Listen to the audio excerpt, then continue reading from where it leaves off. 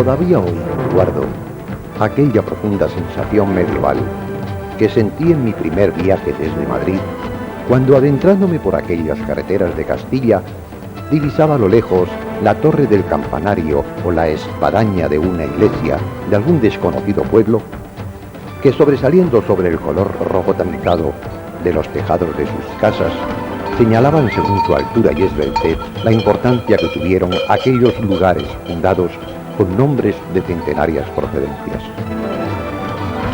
Esta es, pues, la historia de uno de estos pueblos cuyas calles atravesamos en estos momentos y que su nombre ya había abierto en mí una profunda curiosidad.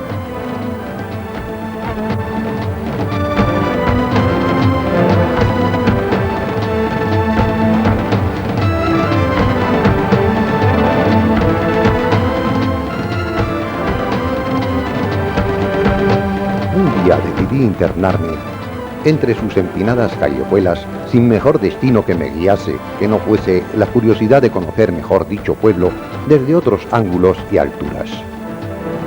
Asombrado comencé a descubrir preguntas sin respuesta en cada piedra de sus dos iglesias, en la misteriosa ermita del Cerro, en sus cuevas y en todo aquel albor castellano lleno de historia. Algún tiempo después, mi decisión estaba tomada. Comencé a buscar cualquier documentación que me sirviese para confeccionar el guión. Pero para mi asombro, la historia de aquel pueblo estaba tan entrelazada con otros acontecimientos históricos que cuando creía haber encauzado todos los hechos, estos me obligaban a citar la relación de otros lugares del entorno que protagonistas de ciertos acontecimientos fueron determinantes para la fundación de este pueblo.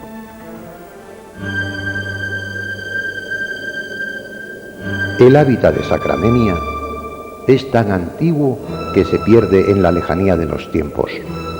Ya por el año 1000 a.C., el hombre de este albor vivía de los frutos que cultivaba y de los animales mansos concentrados en su entorno.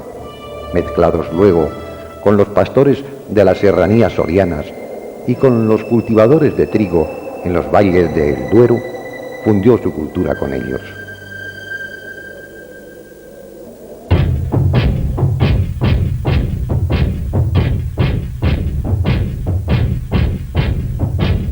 El primer asentamiento como poblado primitivo debió ser construido en lo más alto del cerro, donde todavía se mantienen los restos de la ermita de San Miguel.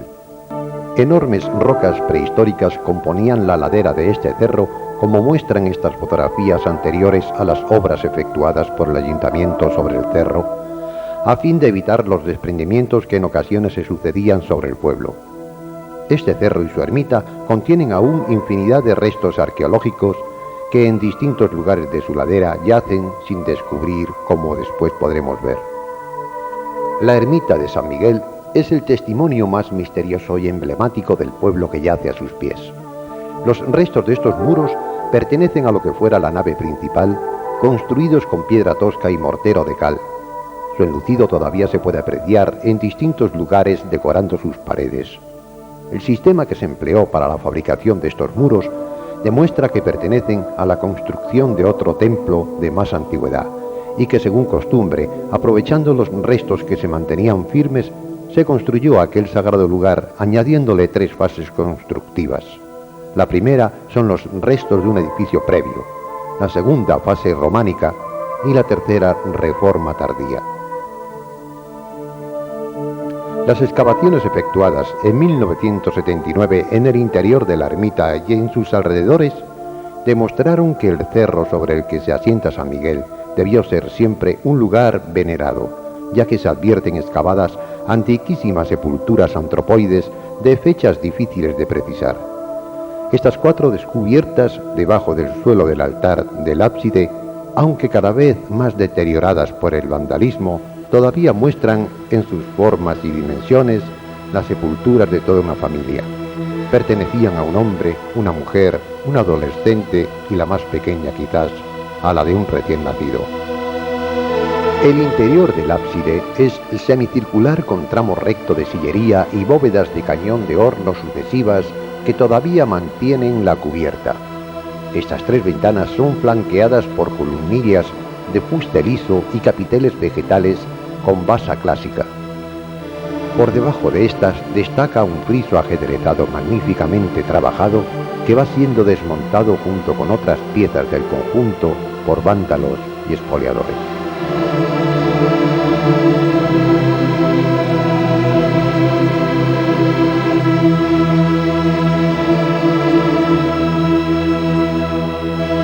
En estos capiteles de labra exquisita, en uno podemos ver en la figura lateral a un hombre enarbolando una lanza.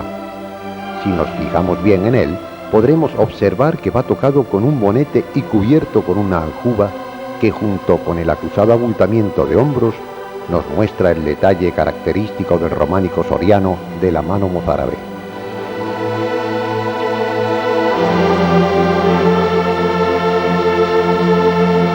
En la figura frontal vemos a Sansón desquijarando al león.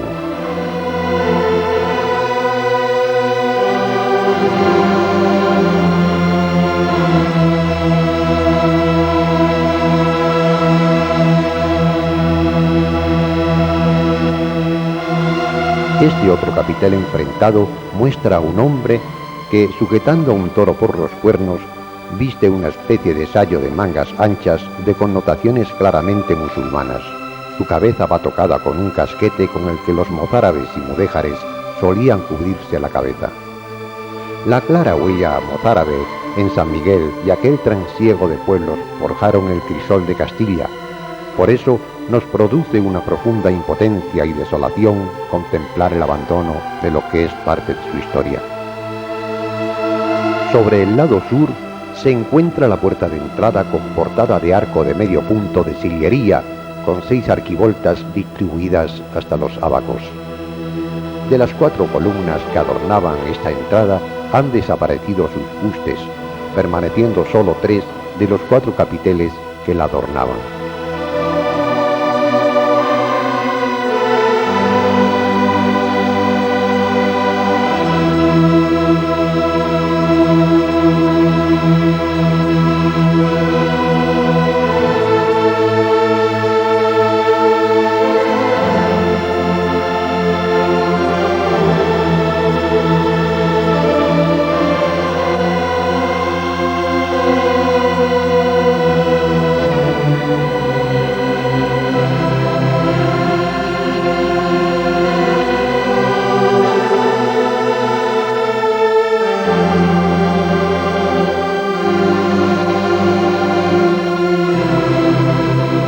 El exterior del ábside está dividido en 3 paños semicirculares con ventanas de medio punto, 2 columnas adosadas y un tramo recto de sillería en el lado este.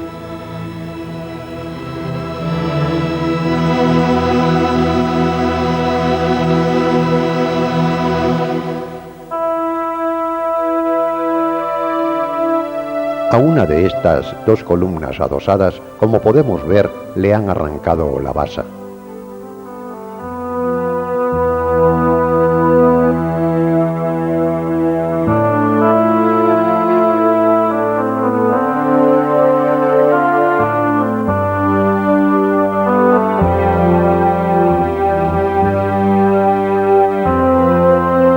La cornisa del ábside muestra pocas variedades en la labra de sus canecillos, mostrando en casi todos ellos figuras de cabezas de ganado y esferas embutidas.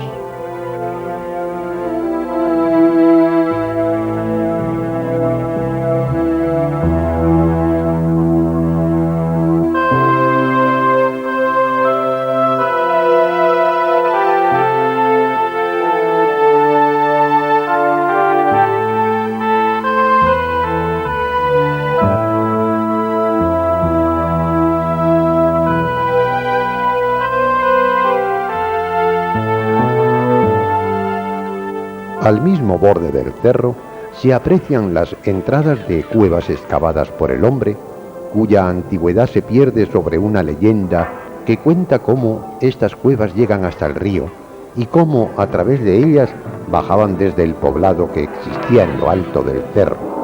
Los primitivos habitantes de estos lugares, cuando se encontraban sitiados, o escapaban a través de ellas cuando se sentían amenazados por algún enemigo.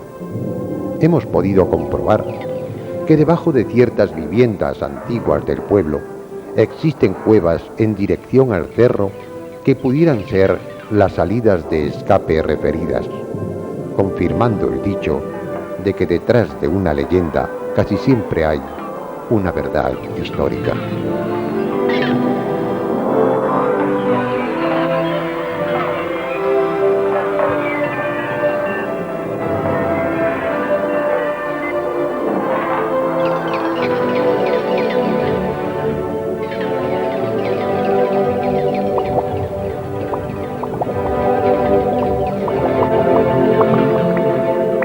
Este río que cruza Sacramenia con el mismo nombre del pueblo, en tiempos de los conquistadores, se llamó Río Torrullas.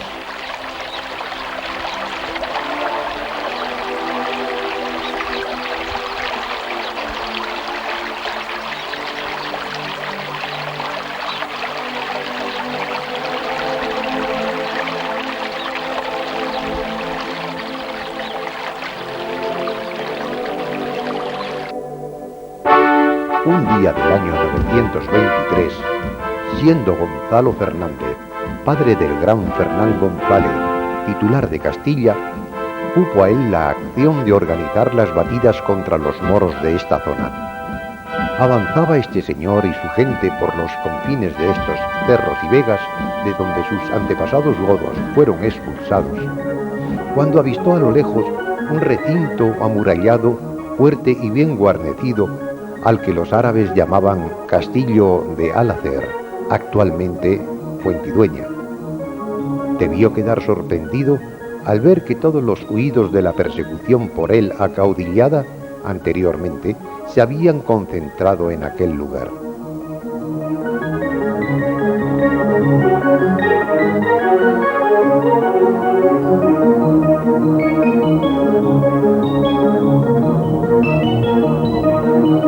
Acercóse más para estudiar sobre el terreno lo que había frenado la marcha de su ejército y vio con asombro que la altura de aquellas murallas y lo escabroso de aquel terreno no daba lugar a un ataque a descampada que hubiese fracasado a su primer intento.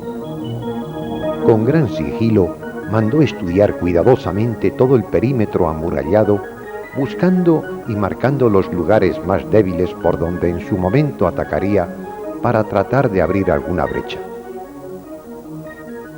Poco después, y como acostumbraba en tales casos, preparó su ejército sobre distintos lugares de aquel terreno y les arrimó fuertes labrados, ofendiendo y defendiendo según se terciaba.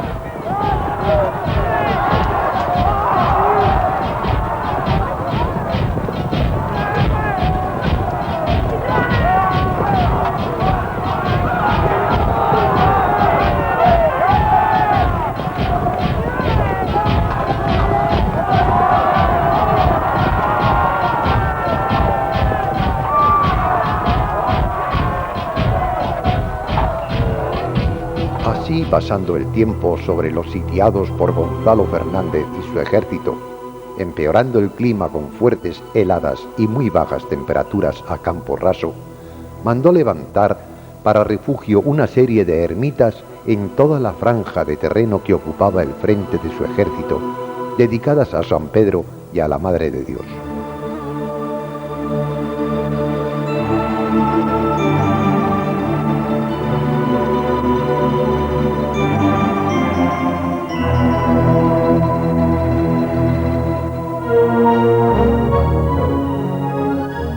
La ermita de San Pedro, que se ve frente a Laguna de Contreras, es una de las restauradas a las que nos referimos en este relato.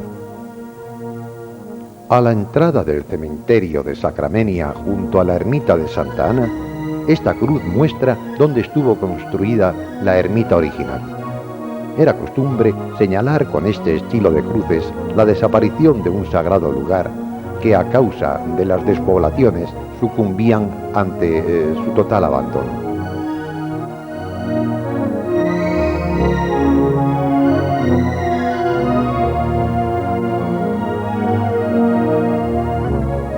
A la misma salida de Sacramenia, en lo que es actualmente un pequeño parque, estaba situado la ermita de la Trinidad.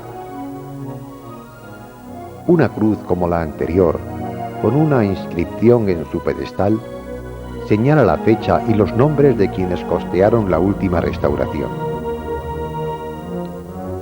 Dicha inscripción dice así: hízose a costa de Andrés Núñez y Ana de Miguel, su mujer, año 1672.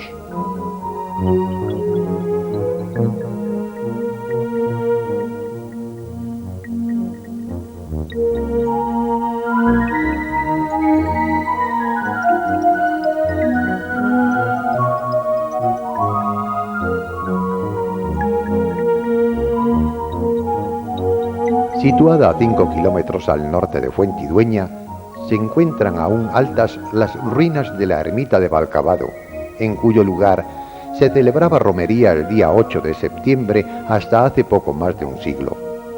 Según se puede leer, en 1709 el emplazamiento de esta ermita lo rodeaba un bosque de olmeras con un huerto amplio delante de la puerta y una gran charca con altos zarzales en sus alrededores.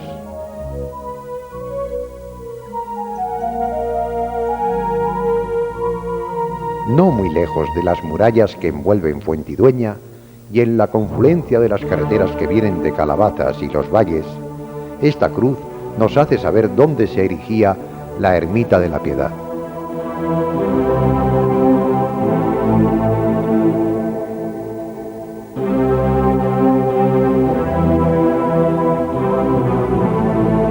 Frente a esta cruz se construyó, no se tiene memoria cuándo, esta otra ermita con el mismo nombre, convertida hasta no hace mucho en almacén de piensos.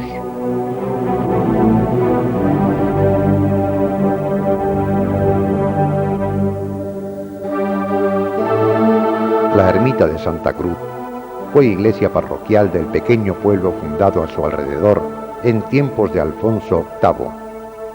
Actualmente solo queda de este los rastros de cimientos de sus viviendas. Las ruinas de la ermita todavía mantienen, aunque vagamente, la forma de un ábside cuadrado abovedado en cañón sobre el que se alzaba el campanario. Esta pila bautismal, puesta como pieza de anticuario en la puerta del patio de un vecino del cercano pueblo de El Caserío, perteneció a la ermita de Santa Cruz. Su último precio estaba en 650.000 pesetas.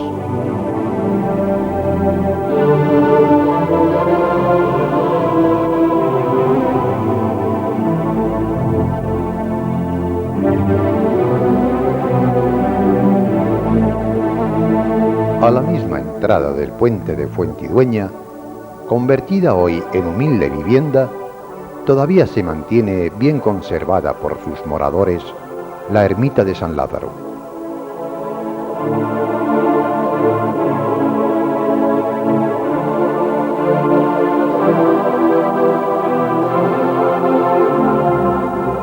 Ya en el vecino pueblo de Calabazas, damos por terminado el recorrido de los lugares donde Gonzalo Fernández hizo construir las ermitas a las que se refiere el relato.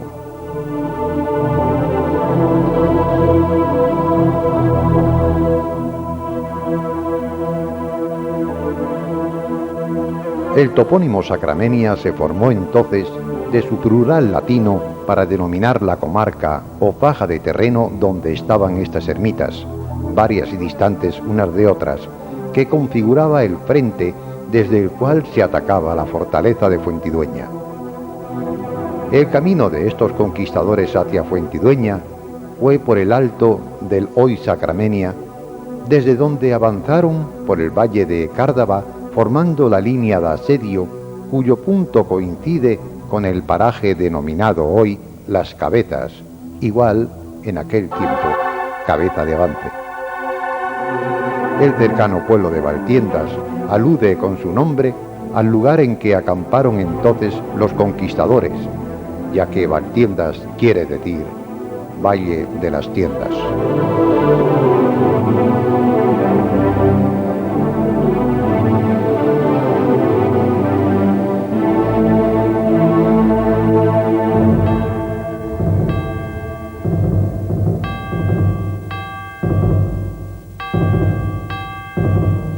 Según se lee, Se nombra por primera vez Sacramenia en el voto de San Millán el año 934, es decir, 11 años después de aquellos acontecimientos, y Sacramenia en el año 943, refiriéndose siempre a sus campos que fueron repoblados por Asur Fernández. El asentamiento de los primeros pobladores del lugar que hoy ocupa el pueblo se debe a la construcción de este monasterio situado a 2 kilómetros y que hace que los pobladores se congreguen en su entorno. Pero fueron 3 los personajes a los que debe el pueblo de Sacramenia su existencia, como podremos comprobar: el eremita Juan, Alfonso VII y el abad Beltrán de la Orden del Císter.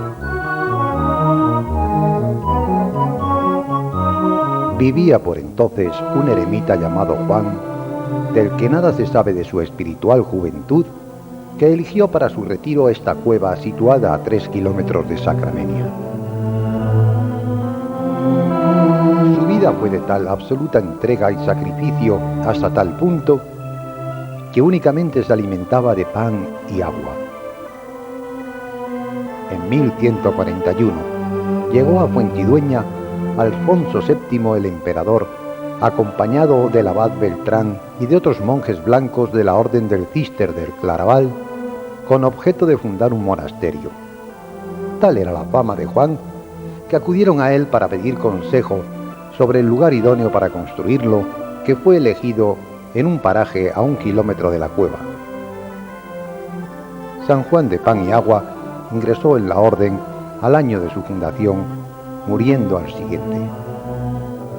Estos monjes de la abadía francesa de Scala-Dei fueron los que, bajo la protección de Alfonso VII, fundaron el primer monasterio cisterciense en tierras castellanas. Se llamó Monasterio de San Bernardo porque este fue el fundador de la orden, y también Santa María porque su fundador tenía tanta devoción a la Virgen que decide que todos los monasterios que se funden de la Orden del Císter lleven por primera abdicación la de Santa María.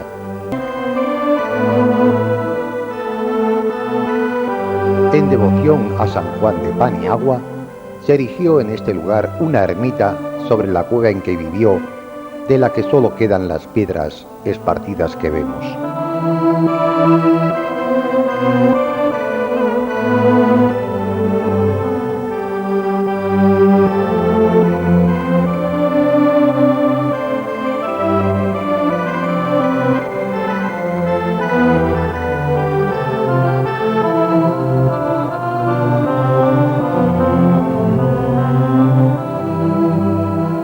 Los monasterios cistercienses y por tanto el de Santa María de Sacramenia era una granja con determinadas edificaciones. La iglesia unía y comunicaba los pabellones de los monjes.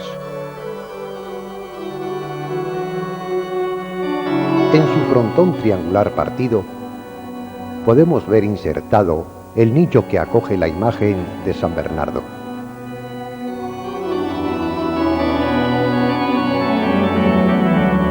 Magnífico e impresionante, como podemos apreciar, es el rosetón de la entrada principal de la iglesia, que gracias a la última reforma recuperó el lugar que durante muchos años ocupó una triste ventana rectangular.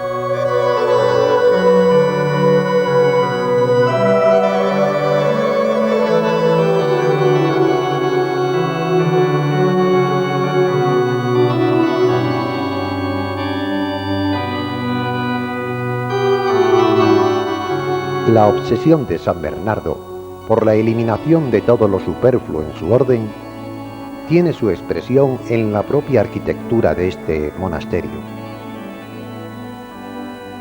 Se buscaba la horizontalidad que resta toda la esbeltez a las edificaciones.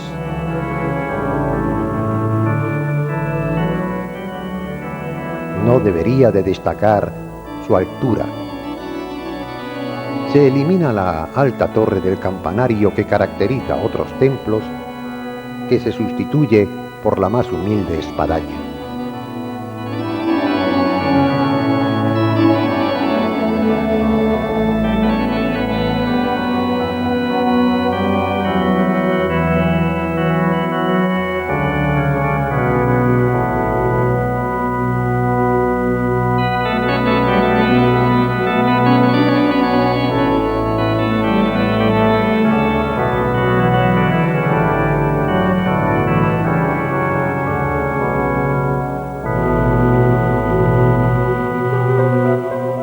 El muro de occidente, donde se abre la puerta principal a la iglesia, no tiene tímpano y está compuesta por 7 arquivoltas y chambrana, todas de medio punto y sin ornamentación alguna. El interior de la iglesia es de planta de cruz latina y con 3 naves. La central, más alta y ancha, con bóveda de crucería estrellada, y las laterales con bóveda de crucería cuatripartita.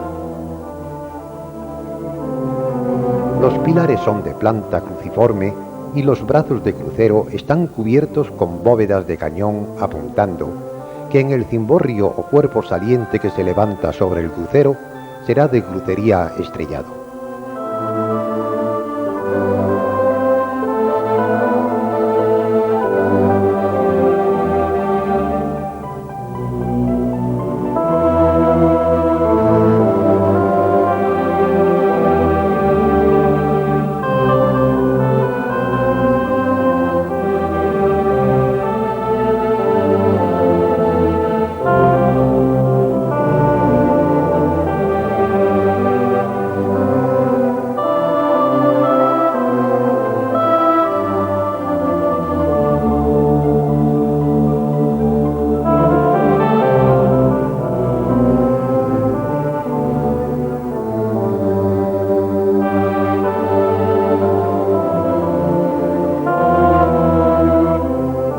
Sobre un nicho de extraña forma, la imagen de San Bernardo aparece sin querer llamar la atención.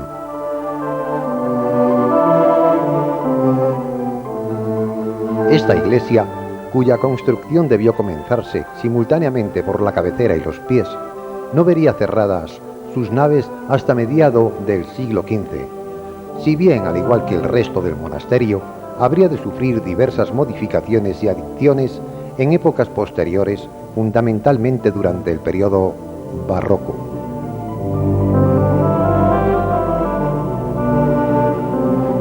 El 14 de octubre de 1835, la Gaceta de Madrid publicaba el Real Decreto firmado en el Pardo el 11 del mismo mes por la reina gobernadora, por el que se establecía la supresión de todos los monasterios de órdenes monacales. Fincas, edificios mobiliarios y pertrechos fueron vendidos o malvendidos en la mayoría de los casos dentro de un proceso sobre cuyas características y peculiaridades se ha hablado mucho, se ha escrito poco y no se ha investigado casi nada. En el caso concreto del monasterio que nos ocupa, su enajenación y privatización aparece rodeada de un cierto halo de misterio, muy posiblemente patrocinado por los personajes protagonistas de la compra, deseosos de mantener una discreción y un anonimato que salvaguardara su consideración social. Parece ser que en la venta no fue incluida la iglesia, la cual quedó de propiedad del Estado, quien la cedió en usufructo al obispado de Segovia, quedando aneja a la parroquial de Pecharromán. Año después de la exclaustración, el monasterio con su coto aparece en propiedad de don José Bustamante, brigadier de artillería y director del Real Colegio de Segovia. Una hija suya, doña Dolores Bustamante y Arévalo, casó con él también artillero don Carlos Gutián y García de Vargas, pasando de esta manera la propiedad de la finca a manos de la familia Gutián, que la conservaría hasta 1974. El centenario monasterio no mereció de sus nuevos y acaudalados dueños más que el desprecio, no sabiendo ver en sus venerables piedras más que un medio para aumentar sus riquezas. Claustros, salas nobles y demás dependencias fueron tabicados y transformados en graneros, almacenes, establos y otros usos al servicio de la explotación agrícola. Las obras de adaptación y tabicado se llevaron a cabo sin necesidad de recurrir a otras canteras que las propias construcciones del monasterio ofrecían, destruyéndose de esta forma buen número de estructuras de indudable interés. Hacia 1870, y esta vez en complicidad del obispado, se produce un nuevo atentado contra el monasterio. Se tabica la iglesia a la altura del quinto pilar de las naves, dividiéndola en 2 partes. La de los pies se destinaría al almacén de áperos de labranza, en tanto que la conformada por la cabecera y el sexto tramo de naves quedaría destinada al esporádico culto religioso. El acuerdo llevado a cabo entre el colono y el obispado fue muy sencillo. El primero se comprometía a realizar el retejo de la zona de cabecera y a cambio ocuparía las naves. Y así se hizo. El agricultor reparó la mitad del templo con los materiales que extrajo de la otra mitad, dejando a ésta sin tejado, situación en la que habría de permanecer durante más de 100 años. Hoy día, y de ello podemos enorgullecernos justamente, el muro divisorio ha desaparecido, la cubrición ha sido repuesta y la restauración general del templo ha llegado a ver un feliz término. En su cabecera semicircular vemos 5 capillas, la más grande la central, donde se abren 3 ventanas con arco de medio punto. Las capillas laterales poseen hemiciclos semicirculares, pero al exterior se encuentran embutidas en construcciones cúbicas. Al principio no había imágenes, salvo el Cristo crucificado que estaba en el altar mayor. Esta desnudez y sencillez la quería San Bernardo para que nada distrajese a los monjes en su oración. Esta norma se mantuvo durante mucho tiempo, pero luego los retablos y las imágenes fueron cubriendo la desnudez de los muros. La iglesia es sin duda la parte principal de todo el monasterio, pero su vida, su eje director, se desarrollaba en el claustro que desgraciadamente emigró a Miami. El momento clave para la triste historia de este convento se debió a la venta, desmontaje y traslado de sus venerables piedras.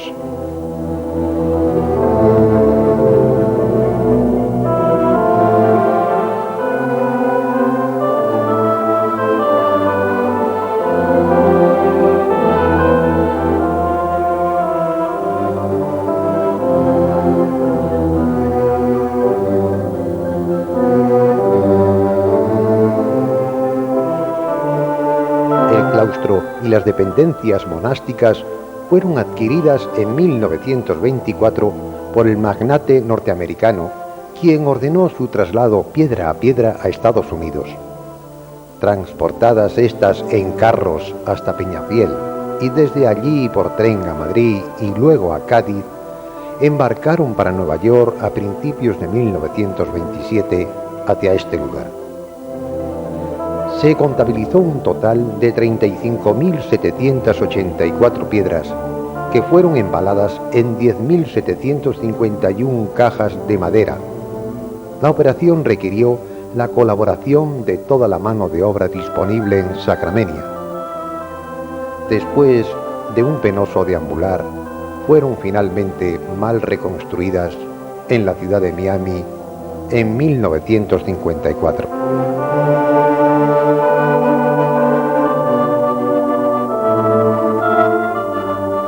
De la simple contemplación del edificio, es deducible que la iglesia no fue rematada en su construcción en un principio y que las naves se cerraron en su cubrición con armadura provisional de madera hasta su definitiva terminación en los últimos años del siglo XIV o principios del XV. Igual debió suceder con la casi totalidad de las edificaciones conventuales no exentas de sucesivas transformaciones, ampliaciones y yuxtaposiciones a la vista de lo que hoy en día es reconocible. Solo el capítulo y el refectorio obedecieron en su construcción a un solo impulso y se conservaron inalterados a lo largo de los siglos. Claustro, cocina, sacristía y demás estructuras singulares sufrieron múltiples transformaciones de las que se vio menos afectado el tillero.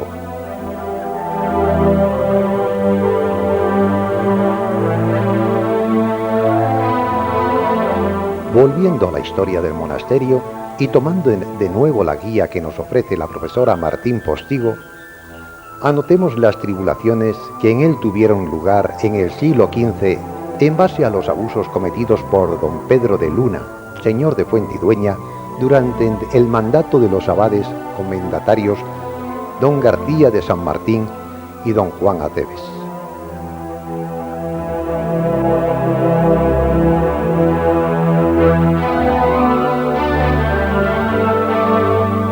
Don Pedro de Luna era hijo de don Álvaro y primer señor de la villa de Fuentidueña, amén de copero mayor del rey don Juan II. Así nos lo relata el dicho Colmenares, lo entonces ocurrido. Don Pedro de Luna, que pretendió siempre tener muy sujeto a este monasterio, y así el año de 1454 él y su tierra se juntaron diciendo que este monasterio no tenía ningún término propio. Le cortaron muchos álamos y povos para reparar la villa de Fuentidueña y su castillo, y sus criados del dicho don Pedro con otros muchos hombres y vasallos de la tierra se juntaron en el lugar de Sacramenia y vinieron a este monasterio con mano armada y por la fuerza le entraron y le robaron, usando del mismo rigor con sus granjeros y criados, injuriando a los monjes, tomándoles por fuerza los libros y papeles del archivo, los ornamentos de la sacristía y los demás bienes de dicho monasterio, y tratando al abad don Fray García de San Martín con poco respeto, que temeroso de perder la vida en sus manos, se fue huyendo a la villa de Cuevas de Probanco, donde estuvo retirado muchos días, y en San Martín de Rubiales, sin atreverse a venir ni estar en el monasterio, hasta que envió por un juez pisquicidor que fue el bachiller don Diego Manuel, alcalde de rey de la Casa de la Moneda de la ciudad de Segovia, el cual mandó que toda la tierra de Fuentidueña y criados de dicho don Pedro de Luna se juntasen en el lugar de Sacramenia, donde se habían antes juntado para venir contra este monasterio, y que viniesen en procesión hasta la puerta reglar del monasterio, y a los que vinieron armados para robar el monasterio o dieron consejo o ayuda para ello, que llevasen candelas encendidas en las manos y en llegando a la puerta reglar se descalzasen hasta la puerta de la iglesia de rodillas y fuesen hasta el presbiterio donde había de estar el abad, revestido y con su báculo en la mano, e hincados de rodillas se le besasen y se le pidiesen perdón por el desacato y agravios hechos a su persona y a todo el convento. Ítem mando que por los daños que hicieron pagasen al monasterio 25.000 maravedíes. Qué satisfacción tan donosa para daños tan irreparables. En otra ocasión, el procurador fiscal de la corte, don Pedro Díaz de la Torre, acusó un hecho como delito criminal y el Consejo Real dio también carta de emplazamiento contra Pedro de Luna en febrero de 1491. El hecho fue el siguiente. Cuando unos collazos y criados del monasterio, Pedro Martínez y Pedro de Aldea, se encontraban arando con 2 pares de mulas en el valle denominado Almadúa, llegó don Pedro de Luna con 3 de sus propios criados y otros hombres de su casa a caballo, y con armas les hicieron dejar la labor del arado, y el propio don Pedro cortó a cada uno de los criados una oreja con un cuchillo. El documento dice que don Pedro de Luna regresó a Fuentidueña amenazando a meter a saco la casa y monasterio y de dar muerte al abad y monjes, y que a alguno de ellos haría cuartos y le podría colgado en el monasterio, es que si pudiese haber al comendatario de la dicha casa que lo empozaría, y otras amenazas y palabras feas. Durante muchos años todo siguió igual en el monasterio de Sacramenia en cuanto a la peligrosa situación respecto del señor de Fuentidueña, don Pedro de Luna.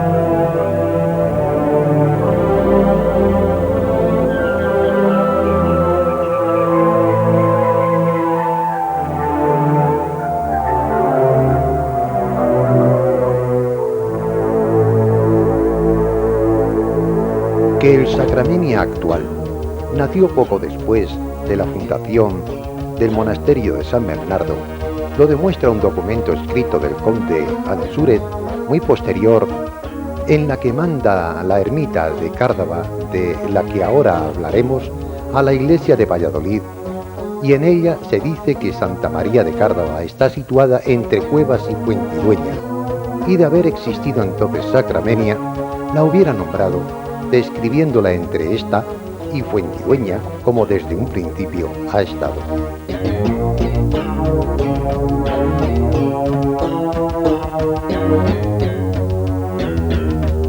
La ermita de Cártava fue construida por mandato del conde de Castilla, Fernán González, y su esposa, doña Sancha, el año 937, época de los visigodos. A finales del siglo XV pasó a pertenecer como granja o coto al monasterio de San Bernardo, uniéndose en una sola propiedad.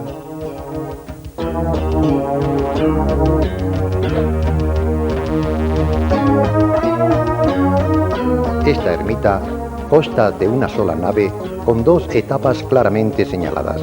La parte de los pies corresponde a la primitiva edificación visigoda. La segunda etapa, el muro prerrománico, y la cabecera, que es de construcción románica del siglo XII o posterior por su carácter rural. En su interior, como podemos apreciar, contrastan viejos adornos actuales fuera de lugar con la sobriedad medieval de sus piedras.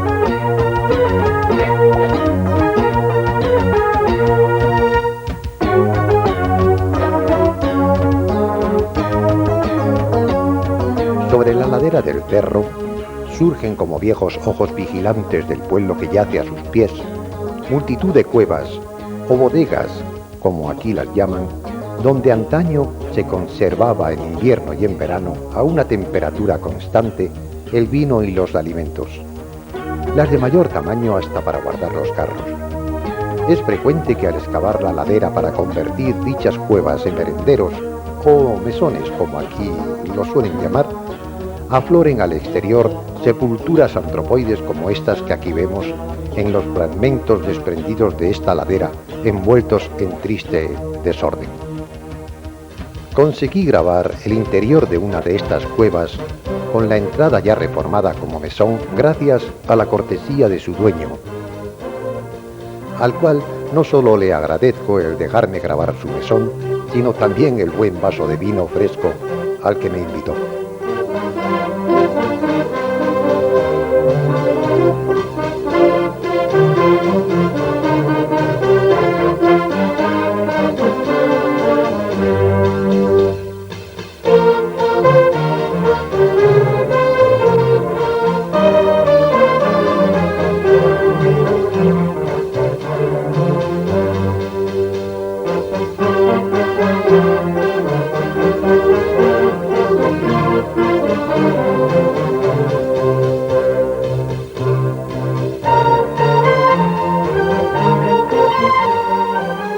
Son dos las iglesias erigidas en Sacramenia, San Martín y Santa Marina, pero solo esta última destaca por su antiguo origen.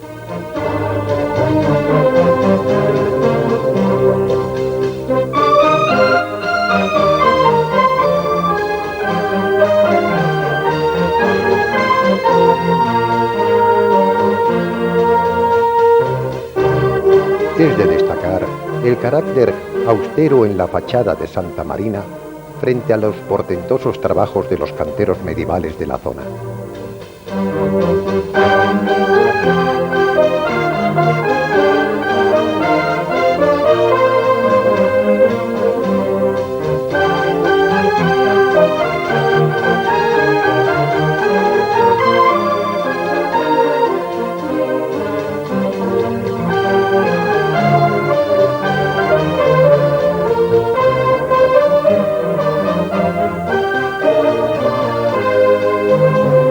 El ábside de Santa Marina se puede describir de planta rectangular en el que uno de sus lados cortos se ha rematado en círculo y en el que se manifiesta una ventana en aspillera con sillares trabajados que la contornean. Podemos intuir un origen románico en cuanto a su forma y en algunos de sus ornamentos, tales como ajedrezados y otros trabajos de cantería. Este ábside, a diferencia de los típicamente románicos, carece de canecillos ornamentales y presenta un adorno de cornisa continua. Su fecha se estima anterior al 1080, que sufrió varias actuaciones en su estilo.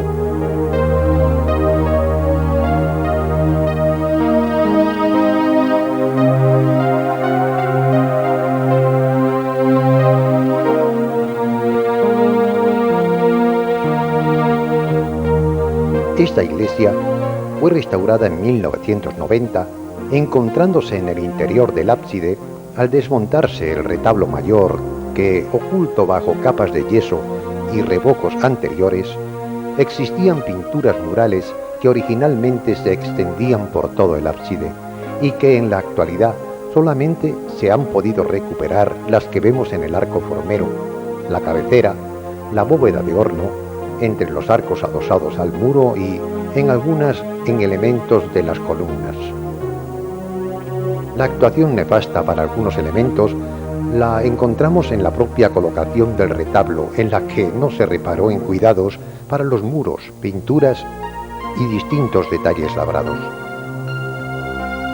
Sobre la columna número 2 encontramos la imagen más atractiva. Se trata de la representación de San Nicolás, obispo, con 3 niños dentro de una cesta.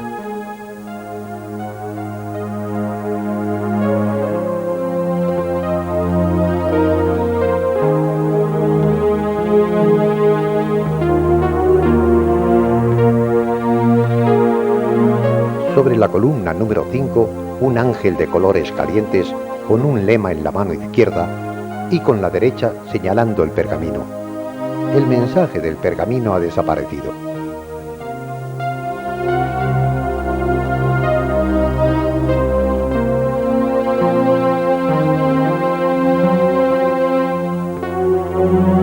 En esta representación de estos 2 personajes a caballo hay un importante testimonio histórico en cuanto a los arreos y guarniciones de los caballos.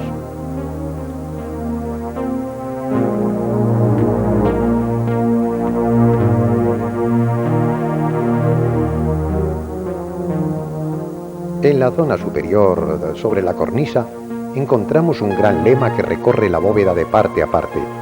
La transcripción de esta frase no se ha realizado, puesto que faltan en él algunas palabras. Sobre este lema encontramos una fila de personajes, algunos de ellos verdaderamente curiosos. De izquierda a derecha vemos a un caballero medieval a caballo, un caballero con caballo a galope vistiendo armadura, un dragón herido, alado y con cierto parecido a una rata gigante devorando a un personaje de túnica clara. 2 hombres con indumentaria medieval fustigando a San Pablo, que ensangrentado y tapado con un paño recibe el duro castigo. Sobre la fila de estos otros personajes que vemos se extiende otro gran mensaje escrito donde se aprecia en castellano bastante claro una fecha. Y dice así: de 1436 años, igual a 1436.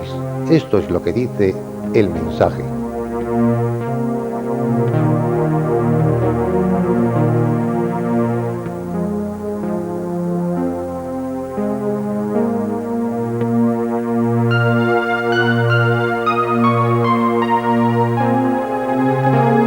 Sobre el mensaje podemos distinguir en el centro los pies de un pantocrátor con túnica rojo anaranjada, enmarcado en un halo naranja. Este se encuentra perdido casi en su totalidad. A la derecha, 2 evangelistas representando a Mateo por un toro y a Lucas por un ángel.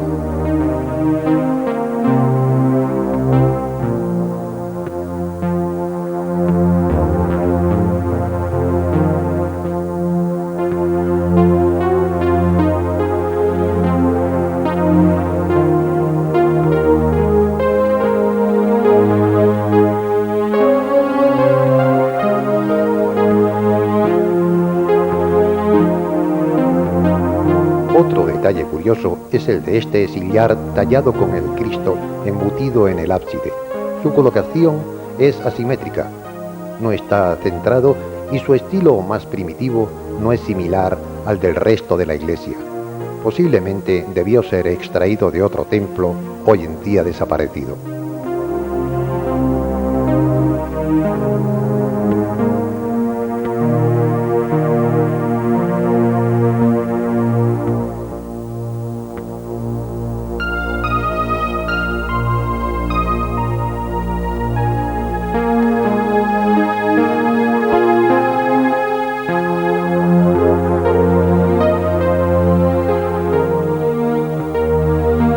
La pila bautismal de Santa Marina fue llevada hace años a la iglesia de San Martín.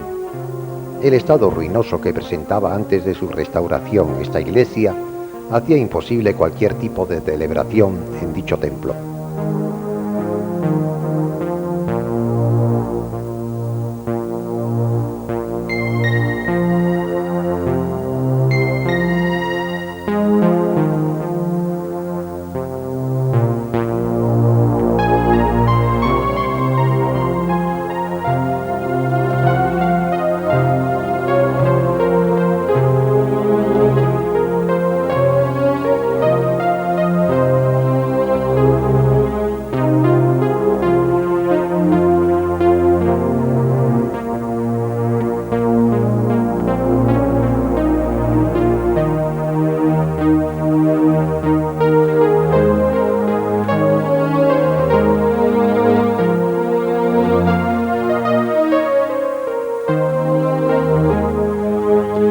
La preparación de la imagen de Jesús Nazareno para sacarle en procesión también resulta curiosa cuando antiguamente eran las mujeres las encargadas de vestir la imagen. Las vestimentas las ponían encima de las que tenía habitualmente durante todo el año.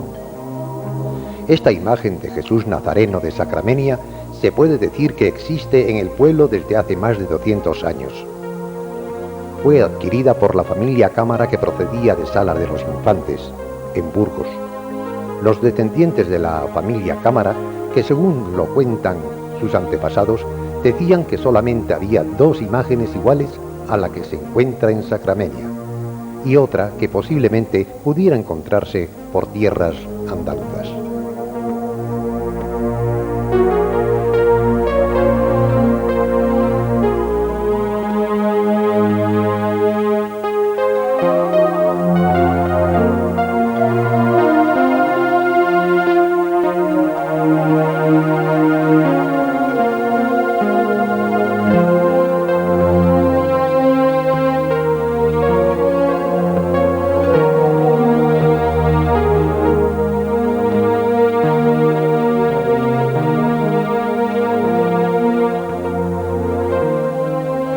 Este retablo pertenece al altar mayor. Al desmontarse para su restauración, aparecieron las pinturas y desde entonces luce montado a la izquierda de la entrada principal.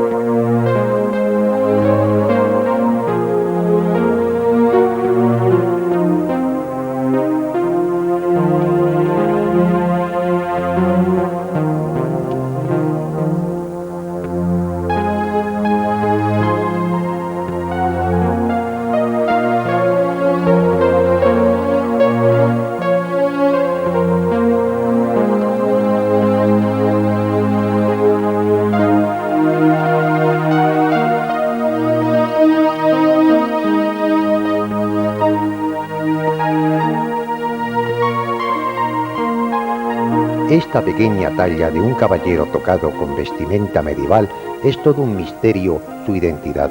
Los dedos de las manos los tiene cercenados y ensangrentados, y un lado de su cabeza muestra una herida todavía abierta.